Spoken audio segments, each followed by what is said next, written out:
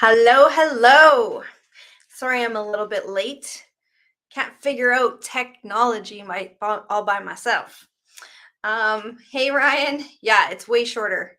60 seconds. Let me know what you think of it. If I should do 60 seconds, 3 minutes again, whatever. The uh the jury's out on that one. Hey, so Karen, Samir, Chris, Ryan, nice to see everybody. Always nice to know who I'm talking to. I can picture your faces and then I can talk to you. So, today's Tuesday training or Tactical Tuesday is all about, we've been talking to a lot of people over the last couple of weeks, both in our personal life, our business world, and our real estate world. And we've been talking to people, and it seems like we're just repeating a lot of the same advice lately. And so we thought, you know what? Why don't we make it into a Tactical Tuesday, because it sure seems like information that everyone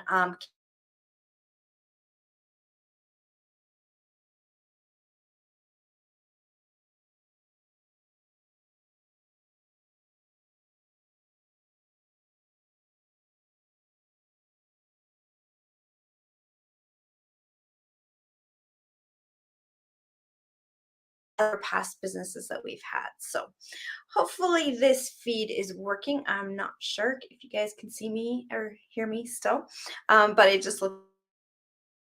Anyways, hey Gladys, nice to see you.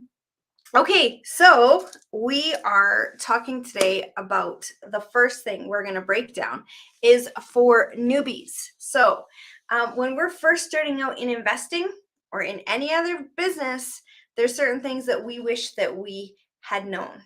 Oh, you did lose me a little bit. Okay, yeah, sorry, just not working somehow today, but hopefully kicks in, and if not, I will just have to move over to my phone's internet, and then we'll be okay. Okay, so um you know again, we've been talking to lots of small business owners, small us mom pa investors. We have to run everything ourselves, right?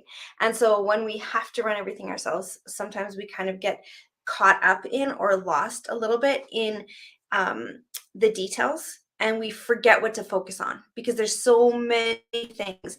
How many of you guys feel like you wear a bazillion different hats, either in your real estate business or any other business that you've got going on, where the bookkeepers, where the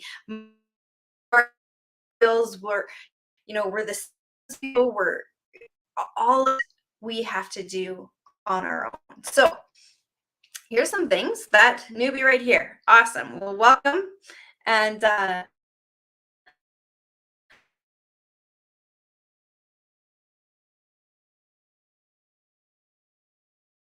as a new business, what do you do? So first thing I want to talk.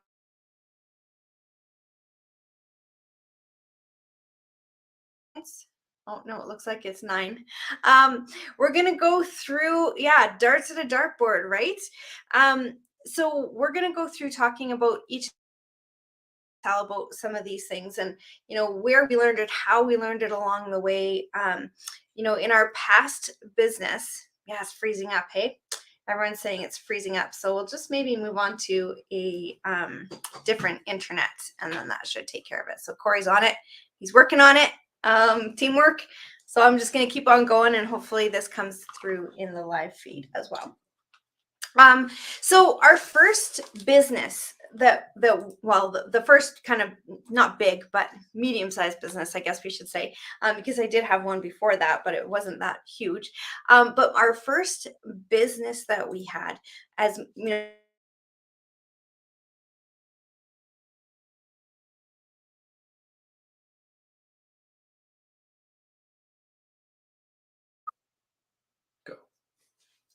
I'm back. So, one thing that really made our life really difficult in that business was a couple of things that we're going to talk about right now. So this is for when you're thinking of starting a business, thinking of starting a real estate portfolio, thinking of, you're just kind of getting rolling. And then we're going to get into once you already have an established business. Okay. So we have 6 points that I wish we had known when we just got our businesses rolling. So the first one is, who is your client, or who is your tenant demographic? So again, in our first business, our client was the discount seekers, the bargain hunters. The way that we advertised was like it was the race to the bottom in pricing.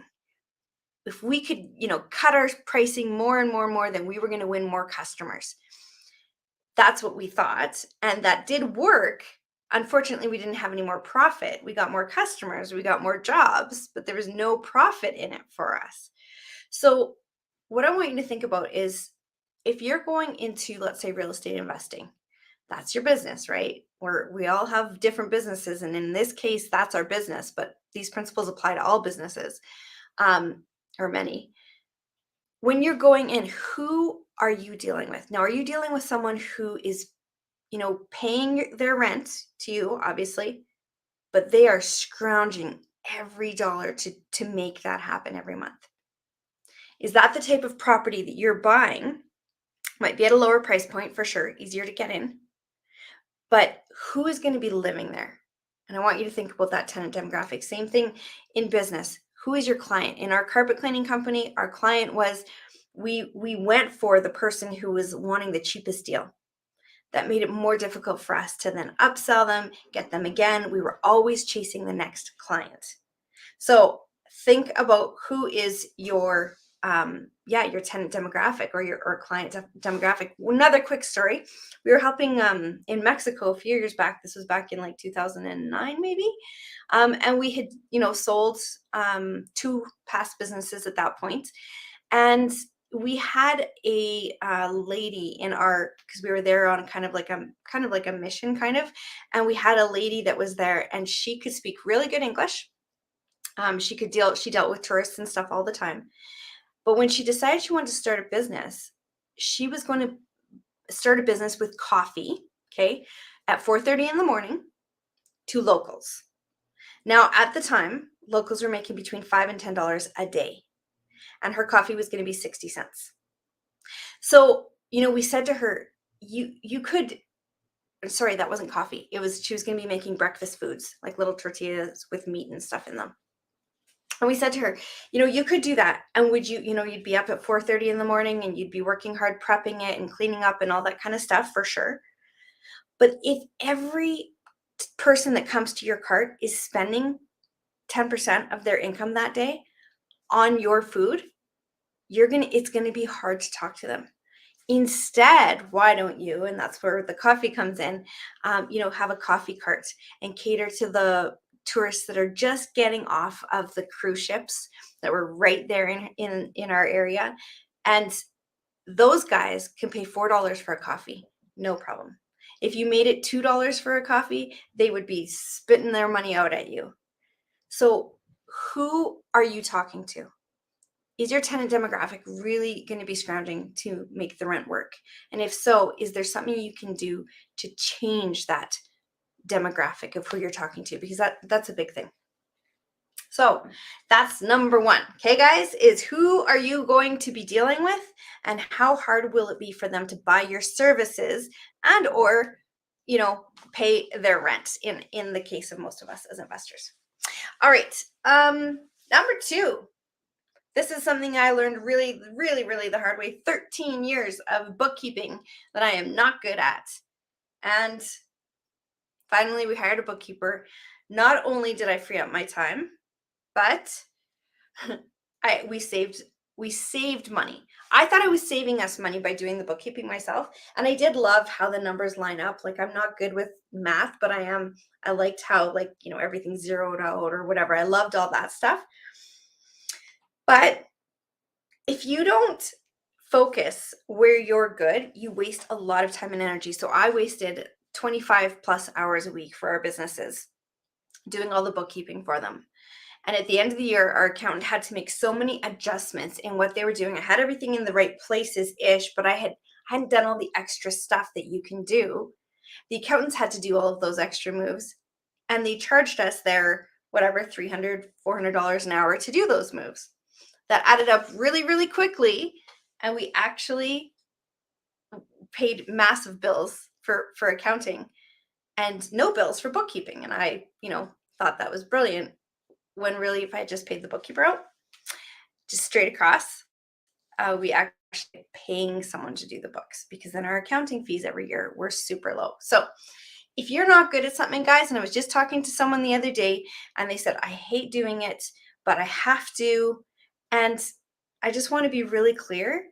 If you're not good at what you're doing, if you're not enjoying it, you're probably wasting a lot of emotional energy. You're probably wasting a lot of time and a lot of mental energy.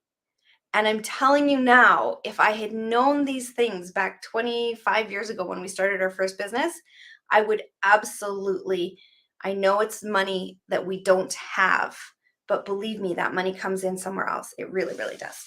So, anybody else with me on the bookkeeping thing? How many of you guys are doing your own bookkeeping right now? How many of you investors are doing your own bookkeeping right now? I know that's a big one, and that's why I chose to talk about that one. Throw up a thumbs up or a me or whatever.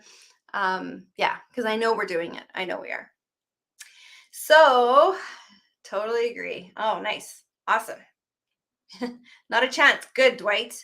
You're smarter than me. Yeah. Heather. All right. I'm doing my own books. All right. Leo. Yep. So we're going to talk in our next. So this is all about when we're starting a business, some things that I, wish we had known. And then in just a few minutes, we're going to talk about when you already have an established business. You prepare them and you hire them out. Awesome, Angie. Brilliant. See, you guys are further ahead than I am, because it took me 13 years to learn it. And if I'd only known that, I would have actually been saving money all that time by not doing it. Plus my mental energy, my emotion, all that. Anyways. Okay. So here's the thing. Let's say that you are not good at sales. You can go and push yourself. So this is number 3. Okay. Number 2 is focus where you're good. Number 3, hire an expert. Let's say that you can't afford to hire an expert right away. Okay. So let's say that's great advice, Tiff, but in the real world, that doesn't actually work because I don't have the money to do that. So if you don't have the money to do that, can you partner with someone? And usually partner means that you'll be giving them a piece of the pie, right? So you'll be sharing the pie. Yes, it's less pie, but at least you have a pie. But can you partner with somebody that does fill that void? Now, in real estate, we're used to joint venturing. We know that one person does the work and has the expertise, and the other person has the time and, the financial ability. The work and the expertise and the time is here. Then the other partner has the financial ability. They come together, they fill each other's voids, and all of a sudden they can buy property that they wouldn't have been able to do otherwise. But what are some other areas? There you go, trade services. That's a great idea too.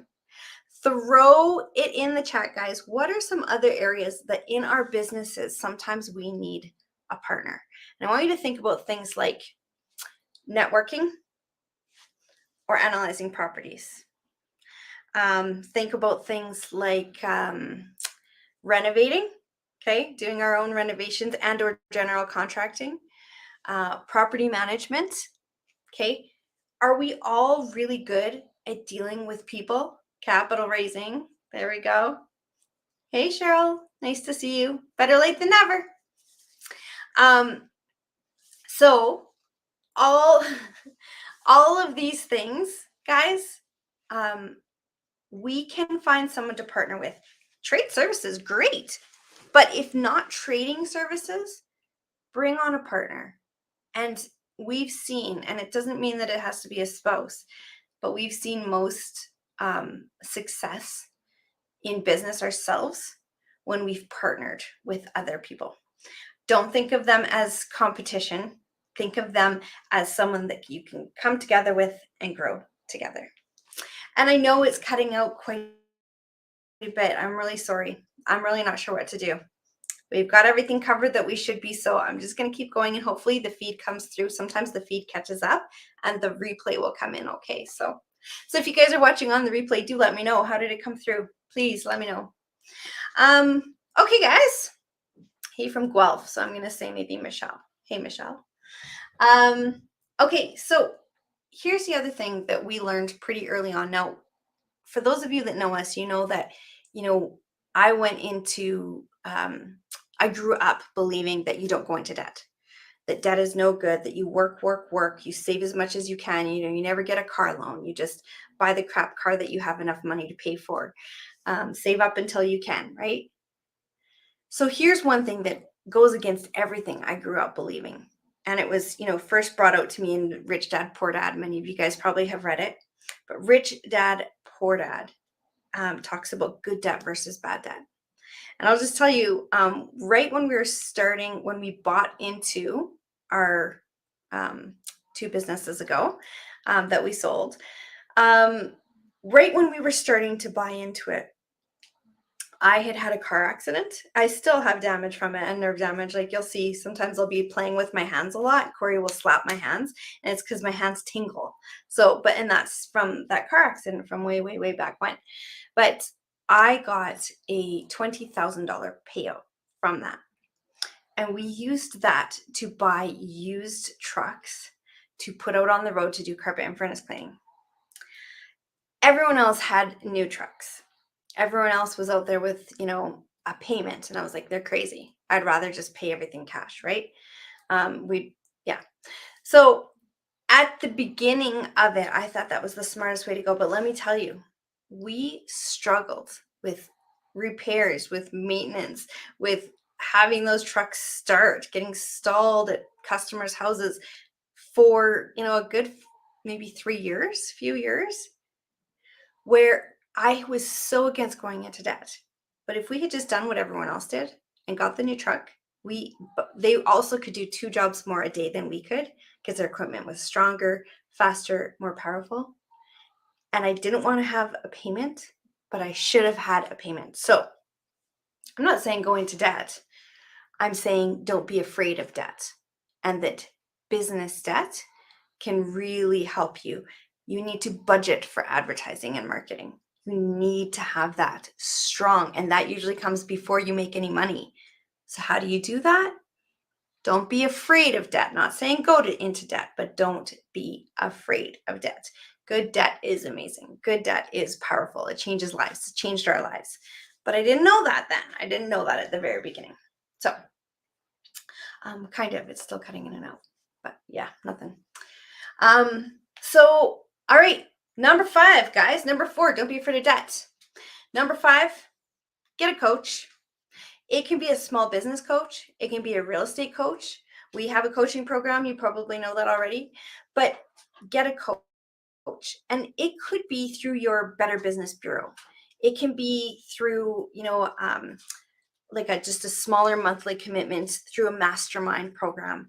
It can be through anything. It doesn't have to be an all-in, coaching program. Ours is pretty in-depth and it's kind of all-encompassing, and you throw yourself in and you're committed. It doesn't have to be that. But you should have a coach. And if you're new in business, man, when we finally hired our first business coach, I was trying to think about it, and I was like, I don't know if it's 6 years in, maybe 8 years in to our first bigger business. And she changed everything for us. She just changed everything for us. She saw the things that we didn't see. She said it's her job to see the forest through the trees, because we couldn't. We were just way too much.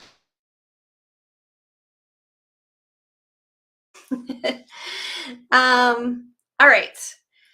Number 6, before we move on to what I wish we'd known before starting our businesses, like when we were in the starting phase, and then moving into once you have an established business, what you can do to not make the same mistakes that we've made in our businesses. So last, under starting out, is don't recreate the wheel. So you want to find someone, a coach, a partner, just an accountability partner that has done what you want to do. You don't need to create systems, and we're going to talk about that in a little bit, when someone else has already created them. You don't need to create advertising when somebody already knows what advertising works for your type of business. You don't need to be doing, I keep on forgetting, and I'm like going down below this thing. Sorry, I got to sit up taller. But you don't need to be doing half the stuff that you think you need to create. Most of it is already created for you. You just have to find the person that you want to emulate, copy what they're doing. If you're opening a burger joint, my goodness, is there's anything better than McDonald's to understand automation, systemization, multi-billion dollar corporation that is run by teenagers every single day. We were in the States a couple months ago and we were watching it. It's called In-N-Out Burger. I don't know if any of you guys have ever been there, but In-N-Out Burger. And I literally took a video of the automation of like everyone had their one task and they just repeated. And man, there was like, I'm sure thousands of burgers going out of that place in the 20 minutes that we were in there. It was crazy. But they also focused on it. So my point, don't recreate the wheel. Find someone who's done what you want to do and copy them. Okay. There are templates. There are franchises available. There are, courses you can take. There are all kinds of things that are already done for you. You don't need to do any of it. So I wish that I had done that. Yeah. All right. So yeah, so Jules, you're totally on it, which is good. So if you guys have any questions about our coaching program, yes, for sure. Grab on. Yes. And you can get a hold of Melanie or Jules. So either one. And yeah, Warren Buffett, baby. I love Warren Buffett stuff for sure. Okay. Yeah. Even multiple mistakes that take you out of the game for sure. So there's the little things where they shortcut you. There's the little things where they just help you along. But then how about the not having to get out of the game? Pretty awesome.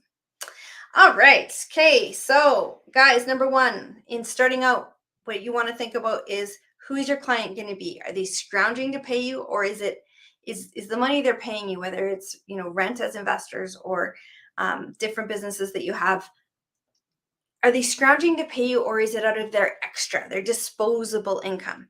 That's going to make a massive difference for how hard you have to work for that money. Number two, focus where you're good. So if you're not good at bookkeeping, stop doing it. If you don't like it, stop doing it. Focus where you're good. Don't try to be a jack of all trades. Don't try to get good at everything. It's not even reasonable. Just focus where you're good. Make that grow exponentially. And in the meantime, partner with or pay somebody else to do the stuff that you're not good at. That was number three, partner to fill your voids. Number four, don't be afraid of debt. Number five, get a coach as early on as you can. It really, really can be all the difference in the world. Number six, don't recreate the wheel. Just copy it. Find other people's marketing and advertising. On Facebook, you can go and find out what ads are working and copy people's ads. We don't do ads, but if we did, you'd be able to go into our page and find out what ads we're running right now. And you could literally just copy the sequences of them. It's called hacking, funnel hacking. It's totally accepted thing to do in the advertising world. So just copy, okay? Don't recreate. So now let's say that you are running a business. Now, how many of you guys are already in doing real estate investing? Let's say, how many of you guys you already have a business going, you're already rolling? I know Amy does. Best burger ever. Yeah, they are really good burgers. And just, man, watching them work was amazing. It was so cool. Okay, so I know lots of you guys have businesses. Amy has a flipping business in Edmonton. Her flip business, and I think she's doing a capital raise for that right now too. When you're in business, heck yeah, awesome. We got Karina, Angie, Tuesday evenings, yeah, Tori. So guys, when we have businesses that are already established and we now know, we wish we could have set up a good foundation, but we aren't there. We didn't do it. And now we have things that we're looking to learn from. Dwight's got a good business going. He's a developer outside of in Manitoba. I'm like, what's the name of the place? Brandon. And yeah, like, that's a whole business in itself. When you're developing townhomes like that, you need systems in place. So here's the thing. Dwight, Amy, everybody who's just commenting on here, can you do everything? It would be nice, but no, You can't do everything. So here's a rule of thumb for you. And I know when I first heard it, I was like, no, I don't, I don't agree, but I do now wholeheartedly. I wish I had jumped on board before. You want to hire out the $100 an hour jobs. $100 an hour jobs. That means you're going to be paying some people $100 an hour. And you want to keep for yourself the $1,000 an hour jobs. Okay. So that's a good way to separate. If you're looking, going, I've got too much going on, I can't keep up. I've got so much happening right now. Can't do it all. We cannot. I'm just going to put these all up here, guys, because for any of us that think that we can, we just cannot. Yeah, or you can if you stay small. That's a good point, Tracy, for sure. So you accomplish more by hiring it out, right, Karina? So what do you hire out? You hire out the $100 an hour jobs, and you keep for yourself the jobs that are going to bring in $1,000 an hour, and that you would have to pay out somebody else $1,000 an hour. Man, my brain is just not working today. So if you are looking at your plate of stuff to do and you go through your to-do lists, you're going to circle the ones that are going to make you money today. Okay. They are bringing you money today. Those things you keep. The things that are bringing you money later, or the things that are, working to build business, things that are $100 an hour jobs, those are the things you're going to put an X on. Okay. Those are the things you're then going to look for someone to hire out to. You have to hire out if you want to continue. If not, you're just going to throw in the towel. Go and get yourself that 9 to 5 again because you're just sick of it. And we've seen it happening so many times. So hire out the $100 an hour jobs. Now, if you are able to do that, again, if you can't, you can still partner with someone that, just like we talked about when you're first starting out. But if you invest in systems to automate, now there's a caution here. So number 5 is investing in systems. Number 6 is going to be our caution regarding that. But number 5, awesome, your 9 to 9, not your 9 to 5, right? Yeah. So if you don't play it right and you don't get things working, you're going to just be like, you know what? That's a treat, 9 to 9. So invest in systems. There are so many tools out there that can automate things.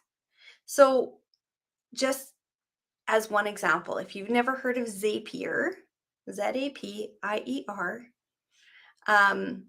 go check it out. If this, then that, or IFTT, I think it's called now.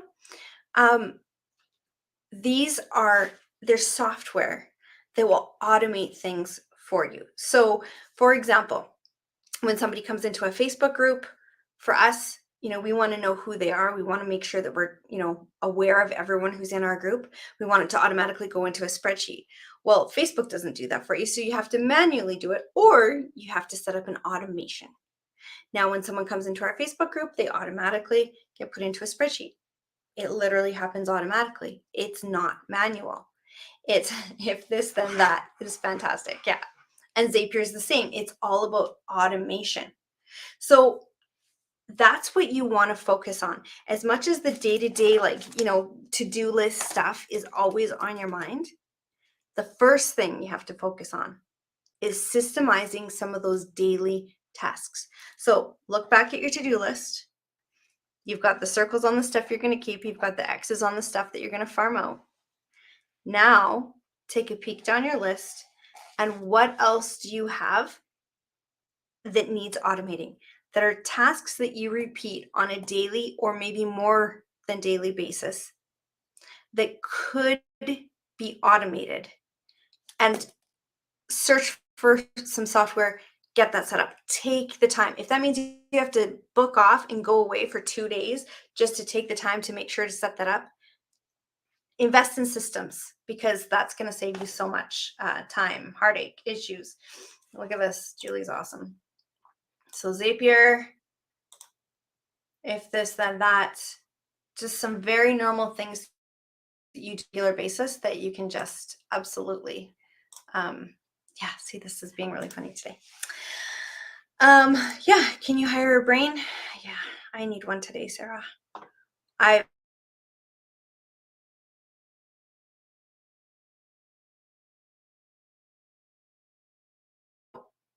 oh, lost me again. Sorry.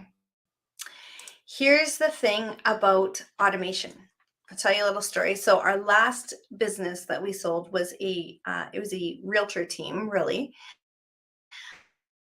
um, where we focus on helping investors, and we across the country would advertise, and we were known across the country for being able to help investors to buy properties, easily, systemized, clearly, all that kind of stuff.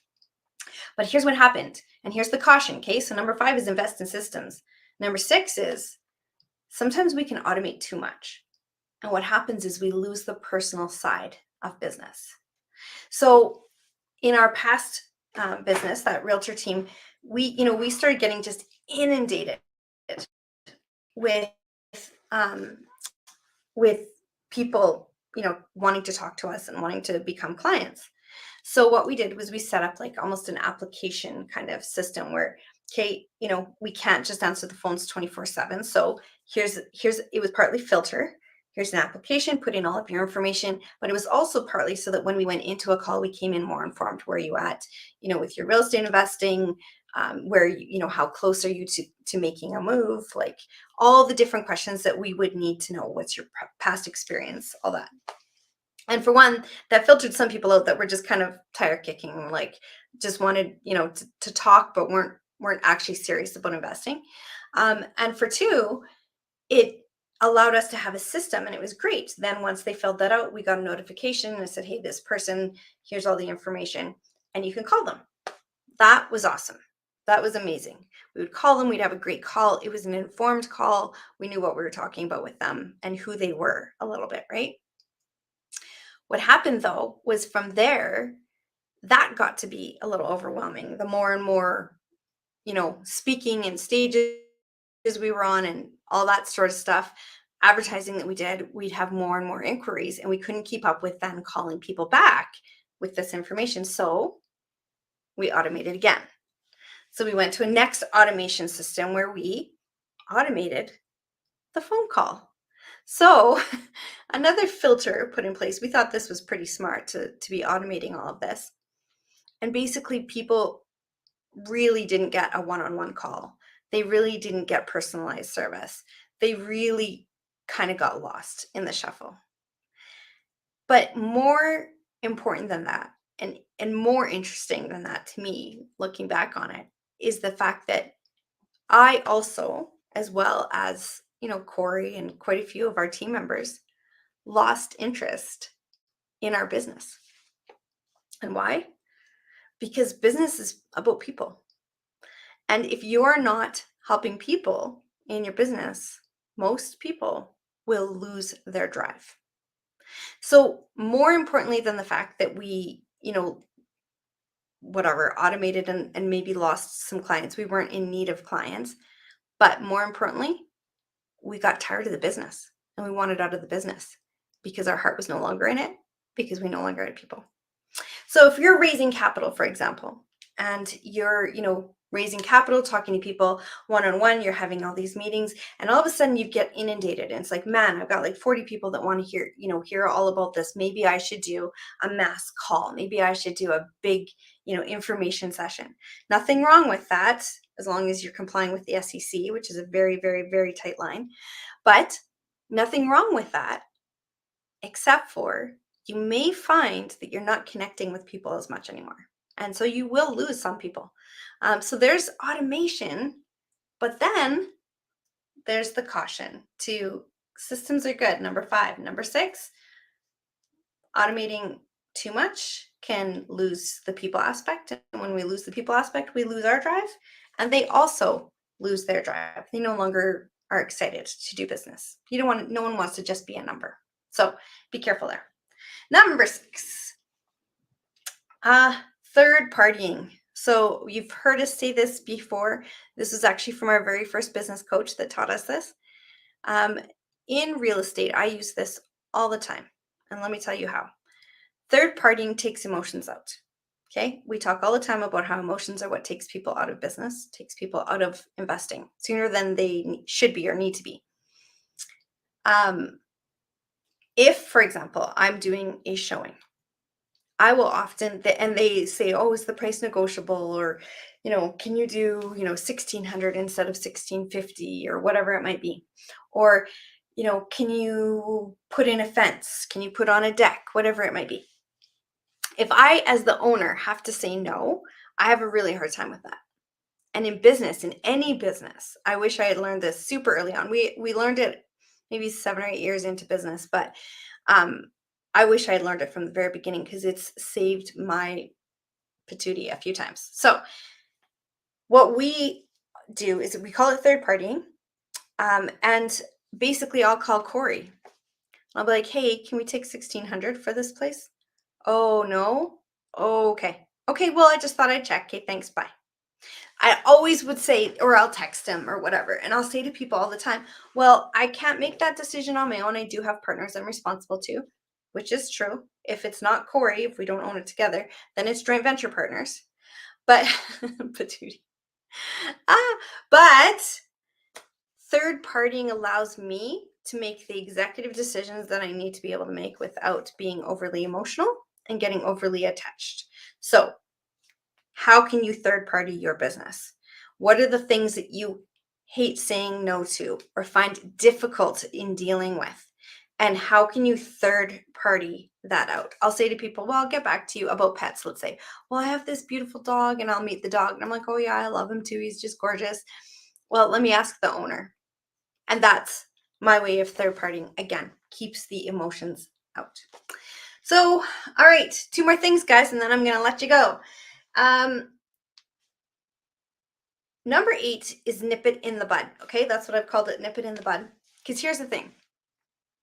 When you have, to me anyways, whether it's good or bad, usually how something starts out is how it continues to grow. Okay, so let's say it starts out, really, really good. It usually continues on an upward path. If it starts out really bad, it often just gets worse. Okay, so that's with customers. Let's say it's a really demanding client or tenant. My phone is ringing off the hook right now from one rental that we have, but I have something else coming up right away, so I just keeping the ad up even though that one's gone. But it's ringing off the hook, and I get everything from hi there, my name is Tiffany, I'm inquiring about blah blah blah, to hey, is that place available? Or hey, looking for a place. Now, I know, and this is how I apply this principle in my business, which again, I wish I knew earlier, that how things start, they often continue. To me, that's on a negative path. Okay. Hey, is it available? Is what available? I should read you some of these. Actually, I don't know if I can quickly do it on my phone. I never thought to do this, but I should read you some of these. Okay, look at this one. Just came in at 5:35. How are you? Can I please come take a look at the townhouse? Blah, blah, blah. So that's really nice, right? This one, out of the blue. Do you have pics and info? Boom. No, thank you, right? This other one. Hey, is that house still available? I'm picturing my relationship with this tenant 3-4 years down the road, after they no longer are so thankful for the beautiful place that I've given them to live, and they're now grouchy and saying to me, now talking to me about maybe an issue that's come up. Are they going to be like, hey, we had an issue with we had one this last weekend with a shower in one of our units. Like, she's like, hey, our shower is really bad. Here's a video, can you send someone? Great. Yeah. Great person to deal with. This person who's like, hey, can you send pics? These people are the people that are going to be like, hey, send a plumber. Well, it's a long weekend. Too bad. Send them. You know what I mean?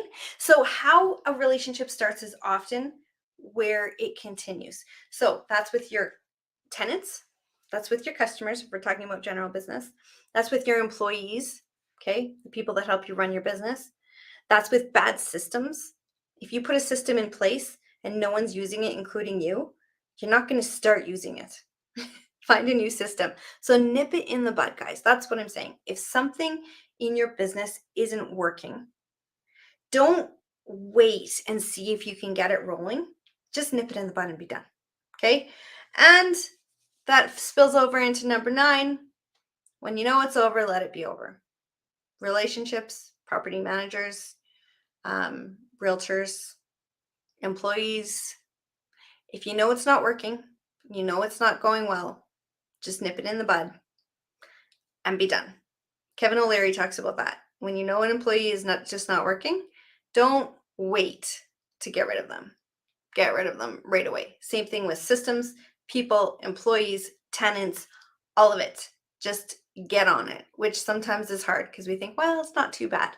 But how it starts is how it's going to end, only bigger, more. The good tenants only get better. The bad tenants only get worse. All right, guys, that's it. It didn't come out as I had planned. I had this, I was all excited about this, but my brain just isn't working today.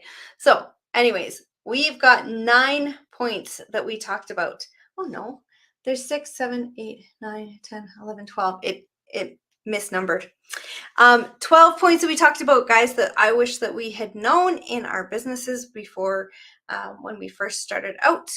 And hopefully these things can help you to shortcut in yours. So Igniteds, we're going to see you over in 15 minutes over in the Ignited face over on Zoom for our laser session. And the rest of you guys, we will see you next week. And thanks for putting up with my rambling today. I definitely feel like it was crazy up here.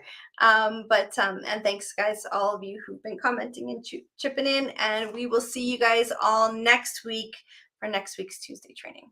All right. Cheers, everyone. We'll see all you Igniteds over in laser in just a few minutes.